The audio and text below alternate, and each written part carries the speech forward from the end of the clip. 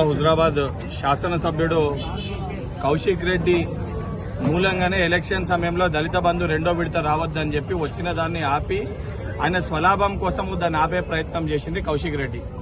100% దళితుల పట్ల కాంగ్రెస్ పార్టీకి చిత్తశుద్ధి ఉంది.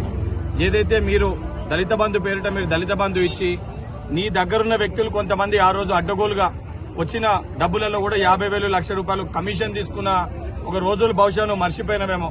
నిజంగా దళితుల పట్ల నీకు చిత్తశుద్ధి ఉంటే ఇదే శాలపల్లి ఇంద్రానగర్ లో గత బై ఎలక్షన్ సమయంలో ఎవరైతే యాక్సిడెంట్ కి లోనై 2 మహిళలు చనిపోతే వారికి సంబంధించి 10 లక్షల రూపాయలు ఇస్తామని చెప్పి ఆ రోజు మీరు మాట ఇచ్చారు. వాళ్ళకి ఇప్పటి వరకు కూడా శాసనసభ్యునిగా నువ్వు ఉన్న ఏ కాలంలో కూడా వారికి 10 లక్షలు ఇయ్యలే, కనీసం ఆ దిక్కు రాలే. ఈ రోజు హుజరాబాద్ నియోజకవర్గ దళిత సోదరులని రెచ్చగొట్టి నీ రాజకీయ లబ్ధి కోసము ఏదైతే రాజకీయం చేసే ప్రయత్నం చేస్తున్నావు, బిడ్డా కౌశిక్ రెడ్డి మానుకోకపోతే ఖబర్దార్.